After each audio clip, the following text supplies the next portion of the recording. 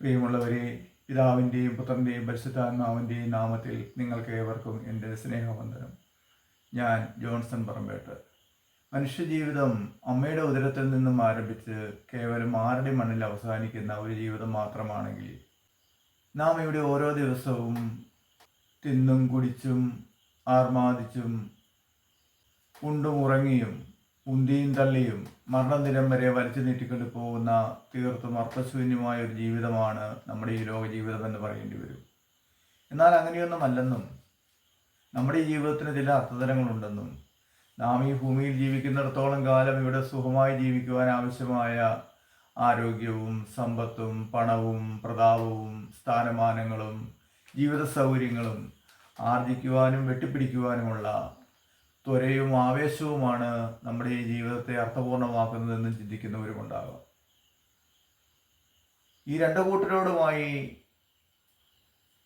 സഭാപ്രസംഗന്റെ പുസ്തകം 2-ാം അധ്യായം 21-ാമത്തെ വചനത്തിൽ പ്രകാരമാണ് പറയുന്നത്: ഒരുവൻ തൻ്റെ ജ്ഞാനവും അറിവും സാമർഥ്യവും ഉപയോഗിച്ച് അധ്വാനിച്ചുണ്ടാക്കിയവ അതിനുവേണ്ടി അശേഷം അധ്വാനിക്കാത്തവന് ആസ്വദിക്കാൻ വിട്ടുകൊടുക്കേണ്ടി വരുന്നുവെന്നും ഇത് മിഥ്യയും വലിയ നിർഭാഗ്യവുമാണെന്നുമാണ്.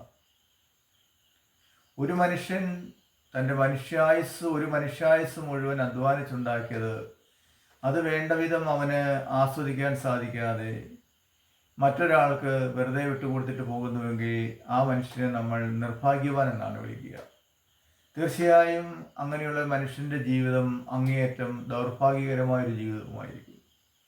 മരണത്തോടുകൂടി ഇവിടെയെല്ലാം അവസാനിക്കുന്നുവെങ്കിൽ തീർച്ചയായും നാമും അങ്ങേയറ്റം നിർഭാഗ്യവാന്മാരായ മനുഷ്യരാണെന്നും നമ്മുടെ ഈ ലോക ജീവിതം അത്യന്തം ദൗർഭാഗ്യകരമായൊരു ജീവിതമാണെന്നും പറയേണ്ടി വരും. എന്നാൽ ദൈവമില്ലെന്നും മരണശേഷം ഒന്നുമില്ലെന്നും നിരന്തരം പ്രസംഗിച്ചുകൊണ്ട് നടക്കുന്ന നിരീശ്വരവാദികൾ പോലും മരണത്തെ മുഖാഭിമുഖം ദർശിക്കുമ്പോൾ ഇതിനപ്പുറം ഇനി എന്ത് എന്ന് ചോദിച്ചു പോകുന്നുവെങ്കിൽ അതിനർത്ഥം മരണശേഷം എന്തോ ഉണ്ട് എന്ന് തന്നെ നമുക്ക് കരുതേണ്ടി വരും. ഇത് നിരീശ്വരവാദികളെ സംബന്ധിച്ച് മാത്രമുള്ള ഒരു പ്രശ്നമല്ല. ഓരോ മനുഷ്യനും മരണത്തെ മുഖാഭിമുഖം ദർശിക്കുമ്പോൾ അവൻ തീർച്ചയായും ഇതിനപ്പുറം ഇനി എന്ത് എന്ന് തീർച്ചയായും അന്വേഷിക്കുക തന്നെ ചെയ്യും. യഥാർത്ഥത്തിൽ മനുഷ്യൻ്റെ ഉത്ഭവം, തുടക്കം അമ്മയുടെ ഉദരത്തിൽ തന്നെയാണോ? അമ്മയുടെ ഉദരത്തിലാണ് ഒരു മനുഷ്യൻ്റെ തുടക്കമെങ്കിൽ തീർച്ചയായും അവൻ്റെ അവസാനം 6 അടി മണ്ണ് കൊണ്ട് തീരുക തന്നെ ചെയ്യും. 6 അടി മണ്ണിനപ്പുറം മറ്റൊന്നും ഇല്ല എന്ന് അവന് ചിന്തിക്കേണ്ടതായി വരും. എന്നാൽ നമ്മുടെ ഈ ലോക ജീവിതത്തിന് എന്തെങ്കിലും ഒരു അർത്ഥം കണ്ടെത്തണമെന്നുണ്ടെങ്കിൽ നാം അമ്മയുടെ ഉദരത്തിൽ ഉരുവാകുന്നതിന് മുമ്പ് ഏതെങ്കിലും ഒരു അവസ്ഥയിൽ ഉണ്ടായിരുന്നോ എന്നും മരണശേഷം നാം എങ്ങോട്ടാണ് പോകുന്നതെന്നും കൃത്യമായി അറിഞ്ഞേ മതിയാവൂ. ഇതറിയുവാനായി നമ്മുടെ തുടക്കം എവിടെ എന്ന് നാം അറിയേണ്ടതായിട്ടുണ്ട്. മാനുഷികമായ തലത്തിൽ ചിന്തിക്കുമ്പോൾ നമ്മുടെ തുടക്കം അമ്മയുടെ ഉദരത്തിലാണ്. എന്നാൽ നാം ഇപ്രകാരം ഒന്ന് ചിന്തിക്കുക: നമുക്കിന്ന് ഈ ഭൂമിയിൽ ഒരു മനുഷ്യനായി ജനിക്കുവാനും ഇവിടെ ജീവിക്കുവാനുമുള്ളതായ ഒരു അവസരം കിട്ടിയത് കൊണ്ടാണ് നാം ഇന്ന് ഈ ഭൂമിയിൽ മനുഷ്യനായി ഇങ്ങനെ കാണപ്പെടുന്നത്. നമുക്ക് ഈ ഭൂമിയിൽ ജനിക്കുവാനും ഇവിടെ ജീവിക്കുവാനുമുള്ളതായി അവസരം ലഭിച്ചില്ലായിരുന്നുവെങ്കിൽ നാം ഇന്ന് ഏതെങ്കിലും അവസ്ഥയിൽ എവിടെയെങ്കിലും ഉണ്ടാകുമായിരുന്നു. ഇപ്രകാരം ഒരു ചോദ്യം ഒരുപക്ഷെ തീർത്തും അർത്ഥശൂന്യമാണ് എന്ന് പലരും പറഞ്ഞേക്കാം. എന്നാൽ നാം അമ്മയുടെ ഉദരത്തിൽ ഉരുവായ ആ ആദ്യ നിമിഷത്തെക്കുറിച്ച് നാം ഒന്ന് ചിന്തിക്കുക. നാം നമ്മുടെ അമ്മയുടെ ഉദരത്തിൽ ഒരു ഭ്രൂണമായി രൂപപ്പെട്ട ആ ആദ്യ നിമിഷത്തിന് തൊട്ടു മുമ്പുള്ള നിമിഷങ്ങളിൽ നാം ഉണ്ടായിരുന്നു എന്ന് ചിന്തിക്കുക. തീർച്ചയായും ഉണ്ടാകാതിരിക്കാൻ വഴിയില്ലല്ലോ.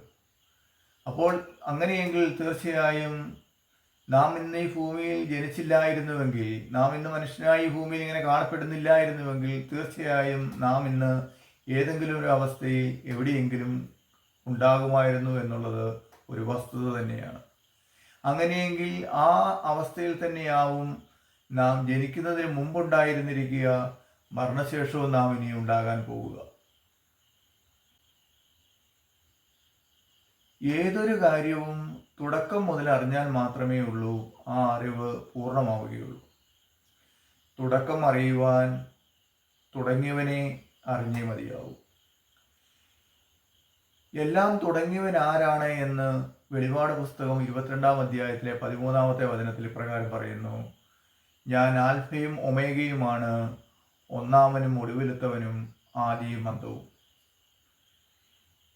ഈ വചനത്തിലൂടെ എല്ലാം തുടങ്ങിയവൻ സർവശക്തനായ ദൈവമാണെന്ന് കൃത്യമായി നമ്മെ പറഞ്ഞു പഠിപ്പിക്കുകയാണ്. എല്ലാറ്റിനും ഒരു തുടക്കം അനിവാര്യമാണ്. തീർച്ചയായും അത് തുടങ്ങുവാൻ ഒരു ക്രിയേറ്റർ അഥവാ ഒരു തുടക്കക്കാരൻ അത്യാവശ്യവുമാണ്. അതാണ് സർവശക്തനായ ദൈവം. പ്രപഞ്ചോൽപത്തിയെക്കുറിച്ച് ശാസ്ത്രത്തിൻ്റെ ആദ്യ പഠനം ഈ പ്രപഞ്ചത്തിന് ഒരു തുടക്കമില്ലായിരുന്നുവെന്നും ഈ പ്രപഞ്ചം അനാദി മുതലേ ഇന്ന് കാണപ്പെടുന്നത് പോലെ തന്നെ മാറ്റമില്ലാത്ത ഒരു പ്രപഞ്ചമായിരുന്നുവെന്നും ഈ പ്രപഞ്ചത്തിന് ഒരിക്കലും മാറ്റമുണ്ടാവുകയില്ല എന്നുമായിരുന്നു. എന്നാൽ കാലം പുരോഗമിച്ചപ്പോൾ ശാസ്ത്രം കൂടുതലായി പഠിക്കുകയും ശാസ്ത്രത്തിൻ്റെ ഏറ്റവും പുതിയ പഠനമായ ബിഗ് ബാങ് തിയറിയിൽ ഈ പ്രപഞ്ചത്തിന് ഒരു തുടക്കമുണ്ടെന്നും ഈ പ്രപഞ്ചം അനുനിമിഷം വികസിച്ചുകൊണ്ടിരിക്കുന്ന ഒരു പ്രപഞ്ചമാണെന്നും കണ്ടെത്തുകയുണ്ടായി. അതായത് 1380 കോടി വർഷങ്ങൾ മുമ്പ് ഒരു ആറ്റത്തിൻ്റെ ന്യൂക്ലിയസിലുള്ള ഒരു പ്രോട്ടോൺ കണികയേക്കാളും ചെറിയ ഒരു കണികയിൽ നിന്നും വികാസം പ്രാപിച്ചുണ്ടായതാണ് നമ്മുടെ ഇന്നത്തെ പ്രപഞ്ചമെന്ന് ശാസ്ത്രം സമർത്ഥിക്കുന്നു. ഇന്ന് ഈ പ്രപഞ്ചത്തിലുള്ള മുഴുവൻ ഊർജവും ബലവും 1380 കോടി വർഷങ്ങൾക്ക് മുമ്പ് അന്നുണ്ടായിരുന്ന ആ ചെറിയൊരു കണികയിൽ കേന്ദ്രീകരിച്ചുവെന്നും ആ കണികയ്ക്ക് എന്ന അപാരമായ ഊർജവും ബലവും ഉണ്ടായിരുന്നുവെന്നും ശാസ്ത്രം നമ്മയോട് പറയുകയാണ്. ചുരുക്കി പറഞ്ഞാൽ ഈ പ്രപഞ്ചത്തെ ചൂഴ്ന്നു നിൽക്കുന്ന അപാര ശക്തിയുള്ള ഒരു അദൃശ്യ ബിന്ദുവിൽ നിന്നുമാണ് ഈ പ്രപഞ്ചം ഇന്നത്തെ രീതിയിൽ വികാസം പ്രാപിച്ചുണ്ടായതെന്ന് ശാസ്ത്രം നമ്മെ പഠിപ്പിക്കുന്നു. ഇതിന് സമാനമായി തന്നെയാണ് ബൈബിളും നമ്മെ പഠിപ്പിക്കുന്നത്. ഈ പ്രപഞ്ചത്തെ ചൂഴ്ന്നു നിൽക്കുന്ന അദൃശ്യ ശക്തിയായ ദൈവത്തിൽ നിന്നുമാണ് ഈ പ്രപഞ്ചവും ഈ പ്രപഞ്ചത്തിലുള്ളതെല്ലാം ഉണ്ടായതെന്നാണ്. അനാദിയിൽ ഏകനായിരുന്ന ദൈവം ഈ പ്രപഞ്ചത്തെയും ഇതിനുള്ളതെല്ലാം സൃഷ്ടിക്കുന്നതിന് മുമ്പ് ഈ സൃഷ്ടിക്കപ്പെട്ടതെല്ലാം ദൈവത്തിലുണ്ടായിരുന്നുവെന്ന് നാം മനസ്സിലാക്കുന്നു. ശാസ്ത്രം പറയുന്നതനുസരിച്ചുള്ള ഈ പ്രപഞ്ചത്തിൻ്റെ ആദ്യ രൂപമായ 1380 കോടി വർഷങ്ങൾ മുമ്പുണ്ടായിരുന്ന സിംഗുലാരിറ്റി പോയിന്റിൽ ഇന്നത്തെ ഈ പ്രപഞ്ചം മുഴുവൻ ഉൾച്ചേർന്നിരുന്നത് പോലെ അനാദിയിൽ ദൈവത്തിൻ്റെ ജ്ഞാനത്തിൽ ഈ പ്രപഞ്ചത്തിൻ്റെ ബ്ലൂ പ്രിന്റ് ദൈവം സൂക്ഷിച്ചിരിക്കുകയായിരുന്നു എന്ന് പറയാം. ഇന്ന് ഈ പ്രപഞ്ചവും പ്രപഞ്ചത്തിലുള്ളതെല്ലാം ദൈവത്തിൽ നിന്നും ഉണ്ടായതാണ് എന്ന് നാം പറയുമ്പോൾ ഇതെല്ലാം ഉണ്ടാകുന്നതിന് മുമ്പ് ദൈവത്തിൽ ഉണ്ടായിരുന്നുവെന്നും അഥവാ ദൈവത്തിൽ സൂക്ഷിക്കപ്പെട്ടിരുന്നുവെന്നും നാം കരുതേണ്ടതായി വരും. ഇതെപ്രകാരമാണ് ദൈവത്തെ സൂക്ഷിച്ചിരുന്നതെന്ന് ബൈബിൾ കൃത്യമായി നമ്മെ പഠിപ്പിക്കുന്നു. ദൈവത്തിൻ്റെ ജ്ഞാനത്തിലാണ് ഇതെല്ലാം അനാദിയിൽ സൂക്ഷിക്കപ്പെട്ടിരുന്നത്. ദൈവത്തിൽ നിന്നും ഏറ്റവും ആദ്യമുണ്ടായത് ഇതെല്ലാം സൂക്ഷിക്കപ്പെട്ടിരുന്നതായ ഈ ജ്ഞാനം തന്നെയാണ് എന്ന് ബൈബിൾ നമ്മെ പഠിപ്പിക്കുന്നു. ദൈവം തന്നിലുണ്ടായിരുന്ന ജ്ഞാനത്തെ തന്നിൽ നിന്നും വേർപെടുത്തി മറ്റൊരു സൃഷ്ടിയാക്കി മാറ്റിയപ്പോൾ അത് ദൈവത്തിലെ രണ്ടാമത്തെ വ്യക്തിയായ പരിശുദ്ധാത്മാവായി രൂപപ്പെട്ടു. അതേ പരിശുദ്ധാത്മാവാകുന്ന സൂര്യനെ ഉടയാടിയാക്കിയ സ്ത്രീയിൽ നിന്നും ദൈവത്തിലെ മൂന്നാമത്തെ വ്യക്തിയായ പുത്രൻ ജന്മമെടുത്തുവെന്ന് വെളിപാട് പുസ്തകം 12-ാം അധ്യായത്തിലൂടെ നമുക്ക് പറഞ്ഞു തരുന്നു. അങ്ങനെ ദൈവം, ഏകനായിരുന്ന ദൈവം പരിശുദ്ധാത്മാവും പുത്രനും വേർപെടുത്തപ്പെട്ട് വ്യത്യസ്ത വ്യക്തികളായി മാറിക്കൊണ്ട് ത്രിത്വമായി രൂപപ്പെടുകയാണ്. ഇത് സ്വർഗത്തിലൊരു ശുദ്ധീകരണ പ്രക്രിയ നടത്തേണ്ട സാഹചര്യം ഉണ്ടായപ്പോഴാണ് ദൈവം ഇപ്രകാരം ത്രിത്വമായി മാറിയത്. സ്വർഗത്തിലെ ഒരു വിഭാഗം മാലാഖമാർ തിന്മയുടെ ദുരാത്മാക്കളായി മാറിയപ്പോൾ സ്വർഗത്തിൽ ഒരു ശുദ്ധീകരണ പ്രക്രിയ നടത്തേണ്ട സാഹചര്യം ഉണ്ടായപ്പോഴാണ് ദൈവം ത്രിത്വമായി മാറിയത്. സ്വർഗത്തിൽ ദൈവപുത്രന്റെ ജനന സമയത്ത് ദൈവപുത്രനെ വിഴുങ്ങുവാനായി കാത്തുനിന്ന അഗ്നിവനായ ഒരു ഉഗ്രസർപ്പത്തെക്കുറിച്ച് വെളിപാട് പുസ്തകം 12-ാം അധ്യായത്തിൽ വിവരിക്കുന്നുണ്ട്. ഈ ഉഗ്രസർപ്പം സ്വർഗത്തിലെ തിന്മയുടെ പ്രതിരൂപമായിരുന്നു. ദൈവം പരിശുദ്ധ ത്രിത്വമായി രൂപാന്തരപ്പെട്ടപ്പോൾ സ്വർഗീയ ഇടങ്ങളിൽ വർത്തിച്ചിരുന്ന ദുരാത്മാക്കൾ ദൈവത്തിനെതിരായി കോപ്പുകൂട്ടുകയും അവർ സ്വർഗത്തിനെതിരായി യുദ്ധം പ്രഖ്യാപിക്കുകയും ചെയ്തു. ഇതേ തുടർന്ന് അഗ്നിമയനായ ഉഗ്രസർപ്പവും അവൻ്റെ ദൂതന്മാരും മിഖായേലിനോടും അവൻ്റെ ദൂതന്മാരോടും സ്വർഗത്തിൽ വെച്ച് ഏറ്റുമുട്ടി. ഈ യുദ്ധത്തിൽ പരാജയപ്പെട്ട അഗ്നിമയനായ സർപ്പവും അവൻ്റെ ദൂതന്മാരും സ്വർഗത്തിൽ നിന്നും പുറത്താക്കപ്പെടുകയും അവർ പിശാചെന്നും സാത്താനെന്നും വിളിക്കപ്പെടുന്ന ദുഷ്ടാരൂപികളായി മാറുകയും ചെയ്തു. ഇപ്രകാരം സാത്താനും പിശാചുമായി മാറിയ ഈ ദുരാത്മാക്കൾ സ്വർഗത്തിന് വെളിയിൽ വന്നു നിന്നുകൊണ്ടും സ്വർഗത്തെ ദുഷിക്കുവാൻ തുടങ്ങി. സ്വർഗത്തിൽ നടന്ന ഈ യുദ്ധത്തിൽ സാത്താനും അവൻ്റെ കൂട്ടാളികളും പരാജയപ്പെടുകയും സ്വർഗത്തിൽ നിന്ന് പുറത്താക്കപ്പെടുകയും ചെയ്തുവെങ്കിലും യഥാർത്ഥത്തിൽ ആ യുദ്ധം അവസാനിച്ചിരുന്നില്ല. ഒരു യുദ്ധം എല്ലാ അർത്ഥത്തിലും അവസാനിക്കുവാനായിട്ട് 2 കാര്യങ്ങൾ നടന്നേ മതിയാവൂ. ഒന്നുകിൽ യുദ്ധത്തിൽ പരാജയപ്പെട്ടയാൾ വിജയിച്ചയാളെ അംഗീകരിച്ച് അയാളുടെ പക്ഷം ചേരണം, അല്ലെങ്കിൽ വിജയിച്ചയാൾ പരാജയപ്പെട്ടയാളെ വധിക്കണം. സ്വർഗത്തിൽ നടന്ന ഈ യുദ്ധത്തിൽ ഈ 2 കാര്യങ്ങളും നടന്നില്ല. പരാജയപ്പെട്ട സാത്താൻ തൻ്റെ പരാജയം അംഗീകരിച്ചുകൊണ്ട് വിജയിച്ച ദൈവത്തോട് തൻ്റെ തെറ്റേറ്റ് പറഞ്ഞ് ദൈവത്തിൻ്റെ പക്ഷം ചേർന്ന് നിൽക്കുവാൻ തയ്യാറായില്ല.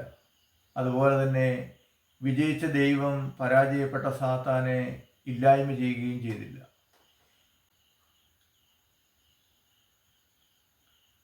പരാജയപ്പെട്ട സാത്താൻ ദൈവത്തെ അംഗീകരിച്ച് ദൈവത്തോട് ചേർന്ന് നിന്നിരുന്നുവെങ്കിൽ അവർ മാലാഖമാരായി തന്നെ സ്വർഗത്തിൽ നിന്നും കാണപ്പെടുമായിരുന്നു. പരാജയപ്പെട്ട സാത്താനെ ദൈവം വധിച്ചിരുന്നുവെങ്കിൽ സാത്താൻ്റെ ഒരു പൊടി പോലും നമുക്കിന്നും കാണുവാനും സാധിക്കുമായിരുന്നില്ല. അതിനാൽ തന്നെ സ്വർഗത്തിൽ നടന്ന ഈ യുദ്ധം എല്ലാ അർത്ഥത്തിലും അവസാനിച്ചിരുന്നില്ല എന്നുള്ളതാണ് വാസ്തവം. പകരം സ്വർഗത്തിൽ നിന്നും പരാജയപ്പെട്ട സാത്താൻ പുറത്താക്കപ്പെടുക മാത്രമാണ് ചെയ്തത്. സ്വർഗത്തിൽ നിന്നും പുറത്താക്കപ്പെട്ട സാത്താൻ സ്വർഗത്തിന് വെളിയിൽ വന്ന് തമ്പടിച്ചുകൊണ്ട് സ്വർഗത്തിനെതിരെ വീണ്ടും ദൂഷണം പറയുവാൻ തുടങ്ങി. സ്വർഗത്തിൽ വെച്ച് സാത്താനോട് യുദ്ധം ചെയ്തത് മിഖായേലും അവൻ്റെ ദൂതന്മാരുമാകുന്ന സ്വർഗീയ വൃന്ദങ്ങളായിരുന്നുവെങ്കിൽ സ്വർഗത്തിന് വെളിയിലെ അന്ധകാരത്തിലേക്ക് പുറന്തള്ളപ്പെട്ട സാത്താനോട് ഈ സ്വർഗീയവാസികളായ മാലാഖമാർക്ക് പുറത്തു വന്ന് യുദ്ധം തുടരുവാൻ സാധിക്കാത്ത സാഹചര്യമുണ്ടായി. കാരണം സ്വർഗീയ ഇടങ്ങളിൽ വർത്തിക്കുന്ന മിഖായേലും അവൻ്റെ ദൂതന്മാർക്കും സ്വർഗത്തിന് വെളിയിൽ അന്ധകാരത്തിൽ വസിക്കുന്ന സാത്താനോട് യുദ്ധം ചെയ്യണമെങ്കിൽ സ്വർഗത്തിന് വെളിയിൽ വന്ന് അന്ധകാരത്തിലേക്ക് പ്രവേശിക്കേണ്ടതായിട്ടുണ്ടായിരുന്നു. അപ്രകാരം ചെയ്താൽ അവരും സാത്താനെ പോലെ അന്ധകാരത്തിൻ്റെ മക്കളായി മാറും. അതിനാൽ സ്വർഗത്തിന് വെളിയിൽ പുറത്താക്കപ്പെട്ട സാത്താനോട് യുദ്ധം തുടരുവാൻ സ്വർഗത്തിലുള്ള മാലാഖമാർക്കും ദൂതന്മാർക്കും സാധിക്കാതെ വന്നു. ഈ സാഹചര്യത്തിൽ സ്വർഗത്തിന് വെളിയിൽ നിന്ന് എപ്പോഴും സ്വർഗത്തെ പഴിച്ചുകൊണ്ടിരിക്കുന്ന അന്ധകാരത്തിൽ വസിക്കുന്ന സാത്താനോട് യുദ്ധം തുടരുവാൻ ദൈവത്തിന് പുതിയ ഒരു സൈനിക വൃന്ദത്തെ സൃഷ്ടിക്കേണ്ട സാഹചര്യമുണ്ടായി. ഇപ്രകാരം ദൈവം സൃഷ്ടിച്ച പുതിയ സൈനിക വൃന്ദമായിരുന്നു മനുഷ്യർ.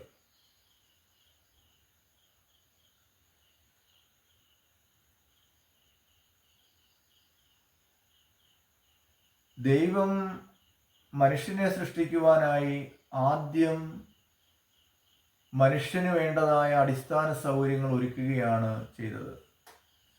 അതിനായി ദൈവം ഏദൻ തോട്ടം സ്വർഗത്തിൻ്റെ ഒരു ഭാഗമായി സൃഷ്ടിച്ചു. സ്വർഗത്തിന് വെളിയിൽ സാത്താൻ എവിടെയാണോ വന്ന് തമ്പടിച്ചത്, അതേ സ്ഥലത്ത് തന്നെ സാത്താനോട് യുദ്ധം ചെയ്യുവാനുള്ള സാഹചര്യങ്ങളോടുകൂടി മനുഷ്യനെ സൃഷ്ടിക്കുവാൻ ദൈവം ഏദൻ തോട്ടം സൃഷ്ടിച്ചു. സ്വർഗത്തിന് തൊട്ടു വെളിയിൽ സാത്താൻ തമ്പടിച്ചിരുന്ന അതേ സ്ഥലം ദൈവം ഏദൻ തോട്ടമെന്നും സ്വർഗീയ ആരാമമെന്നും പർദീസ് എന്നും വിളിക്കുന്ന സ്ഥലമായി രൂപപ്പെടുത്തി. താൻ സൃഷ്ടിക്കാൻ പോകുന്ന സാത്താനെതിരെ യുദ്ധം ചെയ്യുവാനുള്ള സൈനികരായ മനുഷ്യരെ പാർപ്പിക്കുവാനുള്ള അടിസ്ഥാന സൗകര്യങ്ങളെല്ലാം ഒരുക്കിക്കൊണ്ടാണ് ദൈവം ഏദൻ തോട്ടം എന്ന വാസസ്ഥലം മനുഷ്യന് വേണ്ടി ആദ്യം ഒരുക്കിയത്. ഇത് സ്വർഗത്തിൻ്റെ ഒരു ഭാഗം തന്നെയായിരുന്നു.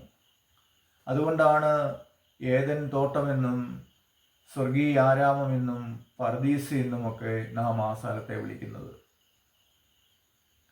ഇപ്രകാരം മനുഷ്യന് ജീവിക്കുവാനുള്ളതായ അടിസ്ഥാന സൗകര്യങ്ങളെല്ലാം ഒരുക്കിയതിന് ശേഷം ദൈവം മനുഷ്യനെ തൻ്റെ തന്നെ ഛായയിലും സാദൃശ്യത്തിലും രൂപപ്പെടുത്തുകയും അവൻ്റെ നാസാരന്ധ്രങ്ങളിലേക്ക് തൻ്റെ ജീവൻ്റെ ശ്വാസം നിശ്വസിക്കുകയും ചെയ്ത് തൻ്റെ ആത്മാവിനെയും അവനിൽ നിക്ഷേപിച്ചു.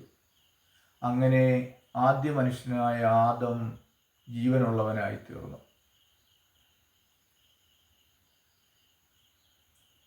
ദൈവം തൻ്റെ സ്വന്തം ഛായയിലും സാദൃശ്യത്തിലും സൃഷ്ടിച്ച ആദ്യ മനുഷ്യനായ ആദത്തിൽ ദൈവത്തിൻ്റെ ഛായയും സാദൃശ്യവും ഉണ്ടായിരുന്നു.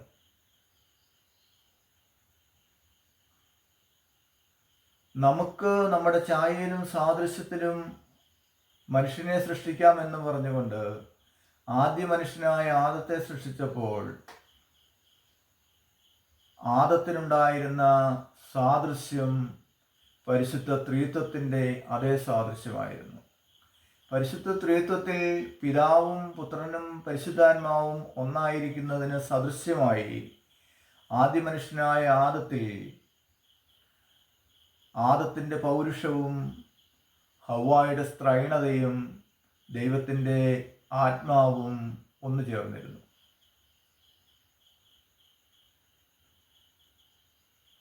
ആദത്തിൽ നിന്നുമാണ് പിന്നീട് ഹവ്വായെ സൃഷ്ടിച്ചത് എന്നതിൽ നിന്ന് തന്നെ ആദിയിൽ ദൈവം ആദത്തെ സൃഷ്ടിച്ചപ്പോൾ ആദത്തിൽ ഹവ്വ ഉണ്ടായിരുന്നു എന്ന് വളരെ വ്യക്തമാണ്.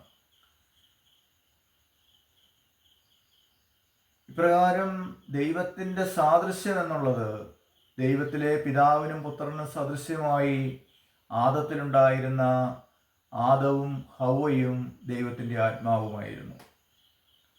ഇനിയും ദൈവത്തിൻ്റെ ഛായ എന്ന് പറയുന്നത് ഉൽപ്പത്തി പുസ്തകം 1-ാം അധ്യായം 28-ാമത്തെ വചനത്തിൽ പറയുന്നത് പോലെ ദൈവം തൻ്റെ ഛായയിൽ മനുഷ്യനെ സൃഷ്ടിച്ചു, സ്ത്രീയും പുരുഷനുമായി അവരെ സൃഷ്ടിച്ചു എന്ന വചനത്തിൽ നിന്ന് നമുക്ക് മനസ്സിലാക്കാം. ദൈവത്തിൻ്റെ ഛായ എന്നുള്ളത് സ്ത്രീയുടെയും പുരുഷൻ്റെയും ഛായയാണെന്ന് ഈ വചനത്തിലൂടെ വ്യക്തമാകുകയാണ്. ദൈവം ആദ്യം സൃഷ്ടിച്ച മനുഷ്യനായ ആദത്തിന് പുരുഷൻ്റെ ഛായ മാത്രമല്ല ഉണ്ടായിരുന്നത്, അവനിലുണ്ടായിരുന്ന സ്ത്രീയുടെ ഛായയും കൂടി ഉണ്ടായിരുന്നു എന്നാണ് നാം മനസ്സിലാക്കുക. അപ്പോൾ ദൈവവും ഇപ്പറഞ്ഞതുപോലെ ഒരു പുരുഷൻ മാത്രമല്ലെന്നും ദൈവത്തിൽ പുരുഷനും സ്ത്രീയും ഉണ്ടെന്നും നാം ഇതിൽ നിന്ന് മനസ്സിലാക്കുകയാണ്.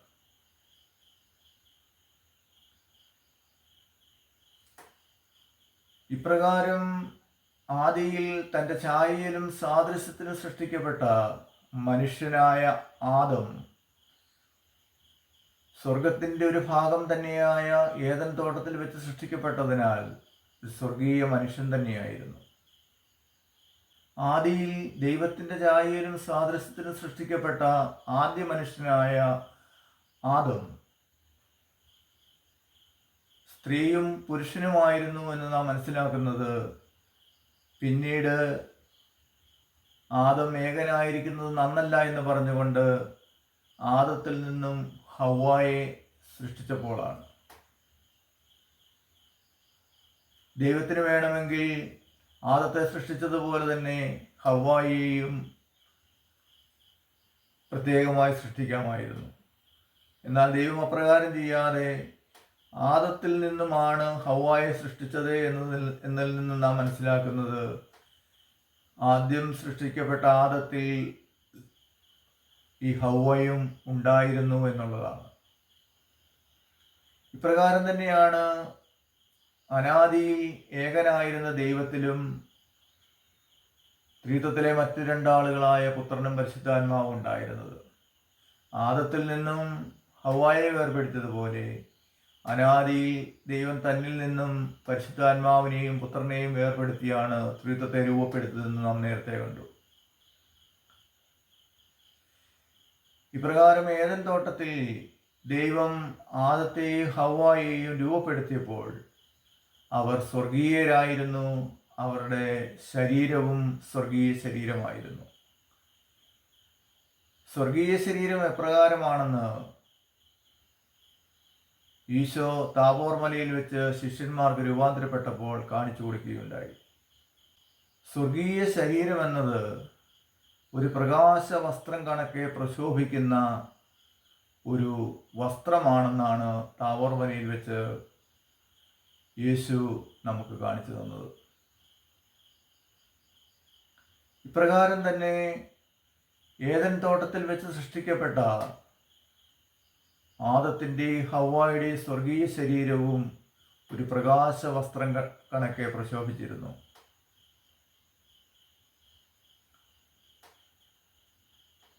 ഏദൻ തോട്ടത്തിൽ വെച്ച് സൃഷ്ടിക്കപ്പെട്ട ആദത്തോടും ഹവ്വായോടും ദൈവം ആവശ്യപ്പെട്ടിരുന്നത് ഒരു കാര്യം മാത്രമായിരുന്നു: നന്മതിന്മകളുടെ വൃക്ഷത്തിലെ ഫലം നിങ്ങൾ ഭക്ഷിക്കരുത്, അത് ഭക്ഷിച്ചാൽ ആ നിമിഷം നിങ്ങൾ മരിക്കും.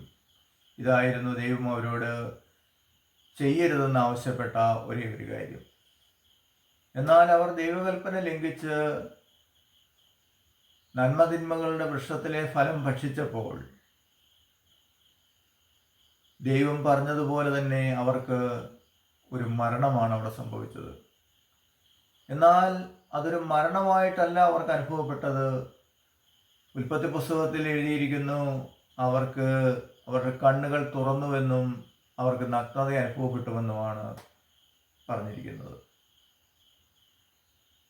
അവർക്ക് നഗ്നത അനുഭവപ്പെട്ടു എന്ന് പറയുമ്പോൾ അതിൽ നിന്ന് നാം മനസ്സിലാക്കേണ്ടത് അവർക്കുണ്ടായിരുന്ന വസ്ത്രം നഷ്ടപ്പെട്ടപ്പോഴാണ് അവർക്ക് നഗ്നത അനുഭവപ്പെട്ടത് എന്നാണ്. അവർക്ക് നഷ്ടപ്പെട്ട വസ്ത്രം എന്തായിരിക്കും? അവരുടെ സ്വർഗീയ ശരീരമാകുന്ന പ്രകാശ വസ്ത്രമാണ് അവർ വിലക്കപ്പെട്ട കനി ഭക്ഷിച്ചപ്പോൾ അവർക്ക് നഷ്ടപ്പെട്ടത്. നമ്മുടെ ഈ ഭൗമിക ജീവിതത്തിലും നമുക്ക് മരണം സംഭവിക്കുമ്പോൾ നമ്മുടെ ഭൗമിക ശരീരമാകുന്ന വസ്ത്രമാണ് നമുക്ക് നഷ്ടപ്പെടുക. ആദത്തിനും ഹവ്വായ്ക്കും ഏദൻ തോട്ടത്തിൽ വെച്ച് സംഭവിച്ച മരണത്തിലും അവരുടെ സ്വർഗീയ ശരീരമാകുന്ന പ്രകാശ വസ്ത്രമാണ് അവർക്ക് നഷ്ടപ്പെട്ടത്. അതുകൊണ്ടാണ് അപ്പോൾ അവർക്ക് നഗ്നത അനുഭവപ്പെട്ടത്. ഇപ്രകാരം അവരുടെ സ്വർഗീയ ശരീരം നഷ്ടപ്പെട്ടപ്പോഴും അവരിൽ അവശേഷിച്ച അവരിലെ ആന്തരിക മനുഷ്യൻ അവിടെ ഉണ്ടായിരുന്നു എന്നുള്ളതാണ് നാം പ്രത്യേകമായി മനസ്സിലാക്കേണ്ടത്. അവരിലെ ആന്തരിക മനുഷ്യൻ്റെ സ്വർഗീയ ശരീരമാകുന്ന വസ്ത്രം മാത്രമാണ് അവരിൽ നിന്നും അഴിഞ്ഞുപോയത്. നാം ഈ ഭൂമിയിലായിരിക്കുമ്പോൾ നമുക്ക് സംഭവിക്കുന്ന ഭൗമിക മരണത്തിലും നമ്മുടെ ഭൗമിക ശരീരമാകുന്ന വസ്ത്രം മാത്രം അഴിഞ്ഞു പോകുന്ന പ്രക്രിയയാണ് മരണം. അപ്പോഴും നമ്മിലെ ആന്തരിക മനുഷ്യൻ നമ്മിൽ അവശേഷിക്കുന്നുണ്ടാവും.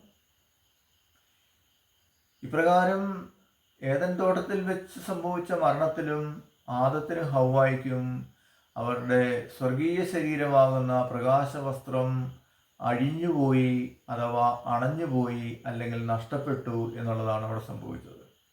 ഇപ്രകാരം തങ്ങളുടെ വസ്ത്രം നഷ്ടപ്പെട്ടപ്പോൾ, സ്വർഗീയ ശരീരമാകുന്ന പ്രകാശവസ്ത്രം നഷ്ടപ്പെട്ടപ്പോൾ നഗ്നത അനുഭവപ്പെട്ട അവർ നഗ്നരായി മരങ്ങളുടെയും ചെടികളുടെയും ഇടയിൽ ഒളിക്കുന്നതായി നാം ഉൽപ്പത്തി പുസ്തകത്തിൽ വായിക്കുന്നുണ്ട്.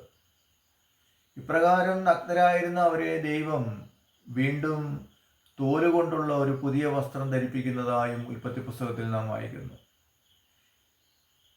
ഇപ്രകാരം ദൈവം അവരെ രണ്ടാമത് ധരിപ്പിച്ച തോലുകൊണ്ടുള്ള വസ്ത്രമാണ് അവർക്ക് ഭൗമിക ശരീരമായി തീർന്നത്. അങ്ങനെ സ്വർഗീയരായിരുന്ന ആദ്യ മനുഷ്യർ തോലുകൊണ്ടുള്ള വസ്ത്രം ധരിപ്പിക്കപ്പെട്ടത് വഴി ഭൗമികരായിത്തീരുകയും അവർ ഏദൻ തോട്ടമാകുന്ന ആ പർദീസായിൽ നിന്നും പുറത്താക്കപ്പെടുകയും ചെയ്തു. അവർ പുറത്താക്കപ്പെട്ടത് നാം ഇന്ന് വസിക്കുന്ന ഈ ഭൂമിയിലേക്കാണ്. അങ്ങനെ മനുഷ്യൻ ഭൗമികനായി തീർന്നു. ഇതിന് സദൃശ്യമായി തന്നെയാണ് നമ്മുടെയും ഉത്ഭവം ദൈവത്തിൽ നിന്നാണ്.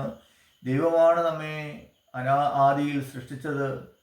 ഇപ്രകാരം സൃഷ്ടിച്ച ദൈവത്തോടൊപ്പം വസിച്ചിരുന്ന നാം ആദത്തിന് ഹവ്വായ്ക്ക് സമാനമായ പാപം ചെയ്തത് വഴി ദൈവത്തിൽ നിന്നും നാം ഈ ഭൂമിയിൽ എത്തപ്പെട്ടു. ആദത്തെ ഹവ്വായെയും ദൈവം ഭൗമിക ശരീരമാകുന്ന തോലുകൊണ്ടുള്ള വസ്ത്രം സ്വന്തം കൈകൊണ്ട് ധരിപ്പിച്ചുവെങ്കിൽ നാം ഓരോരുത്തരെയും നമ്മുടെ അമ്മയുടെ ഉദരമാകുന്ന ഗർഭപാത്രത്തിൽ വെച്ച് ഈ ഭൗമിക ശരീരം ധരിപ്പിക്കുന്നു എന്നൊരു വ്യത്യാസം മാത്രമേ ഉള്ളൂ. വിശുദ്ധ പൗലോസ് ശ്ലീഹാ തിമോത്തിയോസിന് എഴുതിയ 2-ാം ലേഖനം 2-ാം അധ്യായത്തിൽ നാം ഓരോരുത്തരും യേശുക്രിസ്തുവിന്റെ പടയാളികളാണെന്ന് കൃത്യമായി പറയുന്നുണ്ട്. വിശുദ്ധ പൗലോസ് ശ്ലീഹാ എഫേസോസുകാർക്ക് എഴുതിയ ലേഖനം 6-ാം അധ്യായത്തിന്റെ 7 മുതൽ 13 വരെയുള്ള വചനങ്ങളിൽ നാം സാത്താനെതിരെ യുദ്ധം ചെയ്യാൻ ഉപയോഗിക്കേണ്ട ആയുധങ്ങളെക്കുറിച്ചും കൃത്യമായി പറയുന്നുണ്ട്. അത് സത്യമാകുന്ന അരപ്പട്ട, നീതിയാകുന്ന കവചം, സമാധാനമാകുന്ന പാദരക്ഷ, വിശ്വാസമാകുന്ന പരിച, രക്ഷയാകുന്ന പടത്തൊപ്പി, വചനമാകുന്ന വാൾ എന്നീ ആയുധങ്ങൾ കൊണ്ടാണ് നാം സാത്താനെതിരെ ഇവിടെ പോരാടേണ്ടതെന്ന് കൃത്യമായി പൗലോസ്ലീഹ നമ്മെ പഠിപ്പിക്കുന്നുണ്ട്. ഇതിൽ നിന്നെല്ലാം നാം ഇവിടെ സാത്താനെതിരെ പടപൊരുതുവാനുള്ള ദൈവത്തിൻ്റെ പടയാളികളാണെന്ന് വ്യക്തമായി പഠിപ്പിക്കുകയാണ്. ദൈവത്തിൽ നിന്നും ഉത്ഭവിച്ച നാം ഓരോരുത്തരും ദൈവത്തോടൊപ്പം ഏദൻ തോട്ടമാകുന്ന പർദീസായിൽ വസിച്ചിരുന്ന നാം ഓരോരുത്തരും സ്വർഗീയരായിരുന്ന നാം ഓരോരുത്തരും ആദത്തെ ഹവ്വായെയും പോലെ ദൈവകൽപ്പന ലംഘിച്ച് അനുസരണക്കേട് കാട്ടിയത് വഴിയായി നമ്മുടെ സ്വർഗീയ ശരീരം നഷ്ടപ്പെടുത്തുകയും അതിനുശേഷം ഈ ഭൗമികാവസ്ഥയിലേക്ക് മാറ്റപ്പെടുകയും ചെയ്തുവെങ്കിലും സാത്താൻ്റെ ശക്തി വലയത്തിലുള്ളതായ ഈ ലോകത്ത് അവനോട് യുദ്ധം ചെയ്യുവാൻ നാം നിയോഗിക്കപ്പെട്ടിരിക്കുകയാണ്. ഈ ലോകത്ത് നമുക്കുണ്ടാവുന്ന ഓരോ പ്രലോഭനങ്ങളും നമുക്ക് അവനെതിരെ യുദ്ധം ചെയ്യുവാനുള്ള അവസരങ്ങളാണ്. അവൻ നമ്മെ പ്രലോഭിപ്പിക്കുമ്പോൾ ആ പ്രലോഭനത്തെ നാം നേരിടുക എന്നുള്ളതാണ് അവനെതിരെ നാം ചെയ്യേണ്ടതായ യുദ്ധം. അപ്രകാരം നാം അവനെതിരെ യുദ്ധം ചെയ്യുവാനായിട്ട് ഉപയോഗിക്കേണ്ട ആയുധങ്ങൾ ദൈവം കൃത്യമായി നമുക്ക് നൽകിയിട്ടുണ്ട്. അതാണ് എഫേസോസ് 6-ാം അധ്യായം 7 മുതൽ 13 വരെയുള്ള വാക്യങ്ങളിൽ പറയുന്ന ദൈവത്തിൻ്റെ ആയുധങ്ങൾ. അല്ലാതെ ഈ ലോകത്തിലുള്ള മാനുഷികമായ മനുഷ്യൻ നിർമ്മിച്ചിരിക്കുന്നതായ ആയുധങ്ങൾ കൊണ്ടല്ല നാം സാത്താനെതിരെ പടപൊരുതേണ്ടത്. ദൈവത്തിൻ്റെ ആയുധങ്ങൾ കൊണ്ട് തന്നെ സാത്താനെതിരെ പടപൊരുതി അവനെ പരാജയപ്പെടുത്താനേ നമുക്ക് സാധിക്കൂ. ഈ ലോകത്തിൻ്റെ ആയുധങ്ങൾ നാം കയ്യിലെടുക്കുമ്പോൾ നാം യഥാർത്ഥത്തിൽ അത് സാത്താൻ്റെ ആയുധങ്ങളാണെന്ന് അറിയുന്നില്ല. പരിശുദ്ധ ത്രിത്വത്തിൽ പിതാവും പുത്രനും പരിശുദ്ധാത്മാവും ഒന്നായിരിക്കുന്നതിന് സദൃശ്യമായി മനുഷ്യരായ നമ്മിലെ ആത്മാവും മനസ്സും ശരീരവും ഒന്നായിരിക്കുന്നു. പരിശുദ്ധ ത്രിത്വത്തിൽ പിതാവിൽ നിന്നും ഉത്ഭവിക്കുന്നത് പുത്രന്റെ നിർദ്ദേശാനുസരണം പരിശുദ്ധാത്മാവ് പ്രാവർത്തികമാക്കുന്നത് പോലെ നാം ഓരോരുത്തരിലും നമ്മുടെ ആത്മാവിൽ നിന്ന് ഉത്ഭവിക്കുന്നത് മനസ്സിന്റെ നിർദ്ദേശാനുസരണം നമ്മുടെ ശരീരം പ്രാവർത്തികമാക്കുന്നു. പരിശുദ്ധ ത്രിത്വത്തിൽ പിതാവും പുത്രനും പരിശുദ്ധാത്മാവുമായി നമുക്ക് 3 തരം ബന്ധമാണുള്ളത്. പിതാവുമായി നമുക്കുള്ള ബന്ധം പിതാവും മക്കളും എന്ന നിലയിലുള്ള ബന്ധമാണെങ്കിൽ, പുത്രനായ ദൈവവുമായി നമുക്കുള്ള ബന്ധം രാജാവും പടയാളിയും തമ്മിലുള്ള ബന്ധമാണ്.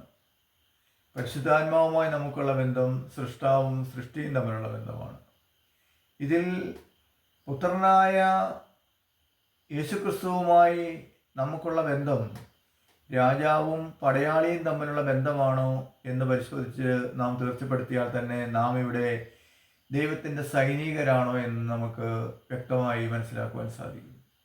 നമ്മുടെ ഈ ഭൂമിയിലെ പൗരത്വം എന്നത് താൽക്കാലികമായ ഒരു പൗരത്വം മാത്രം ആണെന്നും നമ്മുടെ ശാശ്വതമായ പൗരത്വം ദൈവരാജ്യത്തിലാണെന്നും തീർച്ചയായും നമുക്കറിയാം. അങ്ങനെയെങ്കിൽ ഈ ദൈവരാജ്യത്തിലെ ഏത് തരം പൗരന്മാരുടെ ഗണത്തിലാവും നാം ഉൾപ്പെടുക എന്ന് മനസ്സിലാക്കുമ്പോൾ നാം ദൈവരാജ്യത്തിൽ നമ്മുടെ സ്ഥാനം എന്താണെന്ന് നമുക്ക് മനസ്സിലാക്കുവാൻ സാധിക്കും. ഏതൊരു രാജ്യത്തും പ്രധാനമായും 3 തരം പൗരന്മാരാവും ഉണ്ടാവുക. ഇതിൽ ഒന്നാമത്തെ ഗണം ആ രാജ്യത്തെ രാജാവിനെ ഭരണകാര്യങ്ങളിൽ സഹായിക്കുന്ന ഒരു ഉദ്യോഗസ്ഥ വൃന്ദമാണ്. രണ്ടാമത്തെ വിഭാഗം ആ രാജ്യത്തെ സാധാരണ പൗരന്മാരാണ്. മൂന്നാമത്തെ വിഭാഗം രാജ്യത്തിൻ്റെ ശത്രുവിനോട് യുദ്ധം ചെയ്യുന്ന രാജ്യത്തെ പടയാളികളാണ്.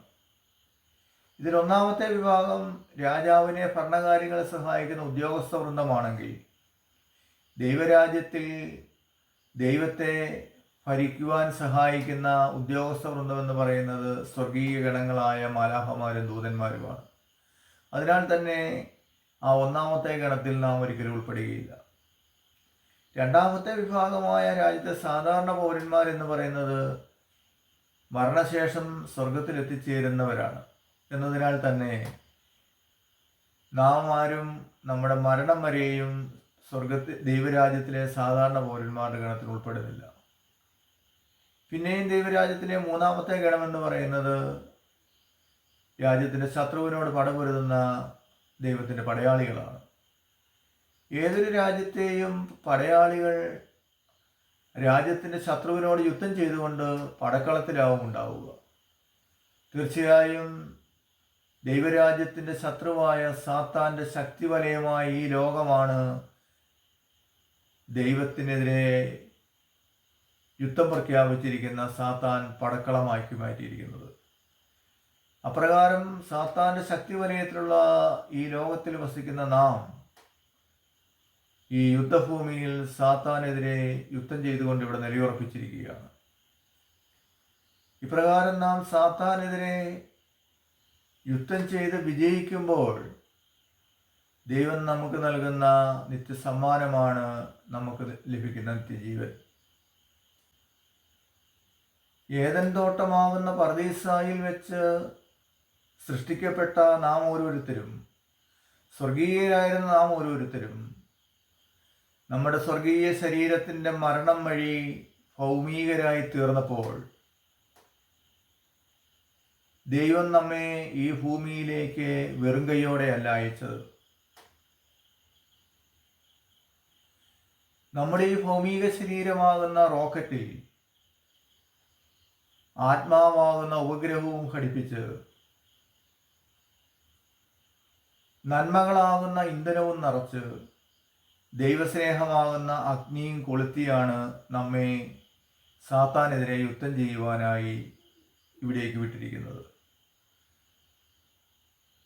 നാം ആകുന്ന റോക്കറ്റ് ആത്മാവാകുന്ന ഉപഗ്രഹത്തെയും വഹിച്ചുകൊണ്ട് സാത്താൻ്റെ പ്രലോഭനങ്ങളുടെ മീതെയാണ് സഞ്ചരിച്ചു കൊണ്ടിരിക്കുക.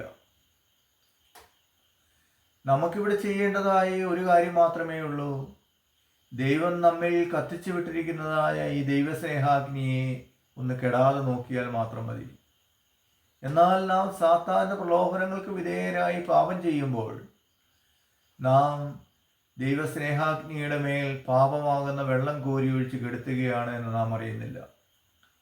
ഇപ്രകാരം നാം പാപം ചെയ്ത് നമ്മിലുള്ള ദൈവസ്നേഹാഗ്നിയെ കെടുത്തുമ്പോൾ നമ്മിലുള്ള ദൈവിക നന്മകൾ ഉജ്ജ്വലിക്കാതെ വരികയും നമ്മുടെ സ്വർഗീയ യാത്ര തന്നെ തടസ്സപ്പെടുകയും ചെയ്യുന്നു. ആകയാൽ ദൈവം നമ്മിൽ നിക്ഷേപിച്ചിരിക്കുന്ന നന്മകളെ ദൈവസ്നേഹാഗ്നിയാൽ കൂടുതൽ കൂടുതൽ ഉജ്ജ്വലിപ്പിക്കുവാൻ നമുക്ക് പരിശ്രമിക്കാം. അപ്പോൾ നമ്മുടെ ശരീരമാകുന്ന റോക്കറ്റ് ദൈവം നമ്മിൽ നിക്ഷേപിച്ചിരിക്കുന്ന ആത്മാവിനെ സ്വർഗമാകുന്ന ദൈവത്തിൻ്റെ ഭ്രമണപഥത്തിൽ എത്തിക്കുക തന്നെ ചെയ്യും. ആ ഭ്രമണപഥത്തിൽ എത്തുമ്പോൾ റോക്കറ്റ് ഉപഗ്രഹത്തെ ഉപേക്ഷിക്കുന്നത് പോലെ മരണമെന്ന പ്രക്രിയയിലൂടെ നമുക്കും ഈ ഭൗമിക ശരീരത്തെ ഉപേക്ഷിച്ച് ഇവിടുന്ന് പോകേണ്ടതായി വരും. ആകയാൽ നമ്മിലുള്ള ദൈവസ്നേഹാഗ്നിയെ ഉജ്ജ്വലിപ്പിച്ചുകൊണ്ട് സാത്താനെതിരെ ദൈവത്തിൻ്റെ ആയുധങ്ങൾ ഉപയോഗിച്ച് യുദ്ധം ചെയ്യുന്ന പടയാളികളെന്ന നിലയിൽ നമുക്കിവിടെ പോരാടി വിജയിക്കുവാൻ ശ്രമിക്കാം. പിതാവിൻ്റെയും പുത്രൻ്റെയും പരിശുദ്ധാത്മാവിൻ്റെയും നാമത്തിൽ ആമേൻ.